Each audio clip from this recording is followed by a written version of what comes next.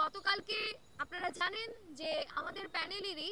মুক্তিযুদ্ধ ও গণতান্ত্রিক আন্দোলন বিষয়ক সম্পাদক পদে যিনি প্রতিদ্বন্দ্বিতা করবেন ফাহমিদা আলম, সেই ফাহমিদা আলম আপুর বিরুদ্ধে গতকালকে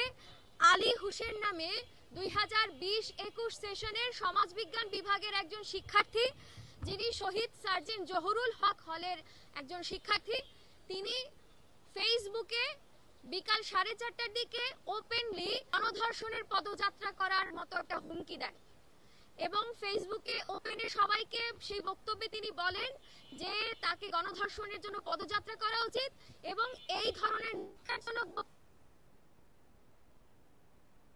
তাদেরকে সেই সকল সুশীলদের ক্ষেত্রেও একই বিষয় প্রযোজিত হবে। ফলে আমরা এই যে অধ্যত্বপূর্ণ স্ট্যাটাস একজন বিশ্ববিদ্যালয়ের 2020-21 সেশনের শিক্ষার্থী আলী হোসেনের কাছ থেকে এইরকম একটা অধ্যত্বপূর্ণ একজন পটেনশিয়াল রেপিস্টের এই যে বক্তব্য, সেটার প্রতি আমরা ধিক্কার জানাই।